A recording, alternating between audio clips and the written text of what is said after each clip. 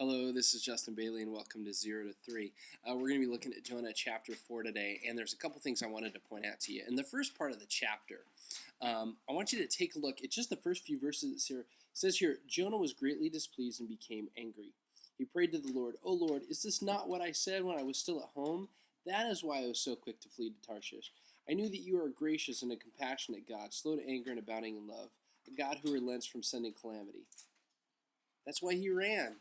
I mean, there could be any number of reasons why we think he might run. He didn't want to go to Nineveh because he was afraid of the people or whatever. It could be anything. But really, the reason he ran is because he knew God so well. And that's such a switch because when we think about the Old Testament, we think of God as being full of wrath and executing judgment and killing huge amounts of people. But really, God is not willing that any should perish. And he proved this by his behavior in regards to Nineveh.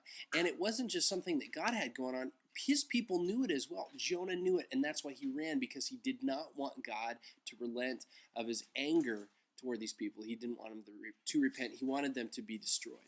So that's just amazing to me, because I always thought God was mean and harsh and like to kill people, but apparently that's not what the Old Testament is all about. So that's a switch. I don't know if you knew that. Then toward the end of the chapter, Jonah gets a little lesson on perspective here, okay? Because he is waiting to see what happens to the city. He goes out a few miles, he's watching it from a distance, and this little plant grows up and gives him shield from the hot sun. It gives him some shade. So he's hanging out there waiting to see what's going to happen. And this worm comes along, eats the plant, it dies, and he's again exposed to the elements. And he says, "God, why would you do this?" And God says, "Is there a problem?" He says, "Yes, I'm so bugged I could die. I'm so bugged you took away my shelter I could die." And God said, "You're so concerned about this little plant. Is it a big deal that I'm concerned about 120,000 people?" And so here is a little bit of perspective getting introduced into Jonah's life. You're so concerned about this little plant. I'm concerned about a whole city full of people that you just want to die. I wonder if he thought about that afterwards. I mean, the story just ends right here. It doesn't give Jonah an opportunity for a rebuttal, or he doesn't write a rebuttal.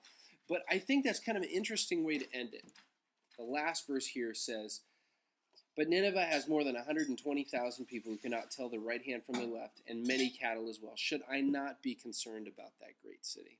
You guys, time to do a perspective check. Are you concerned about some little things and not paying attention to the big things, giving things that are eternal in our lives the time, the energy, and the importance that they deserve in your lives?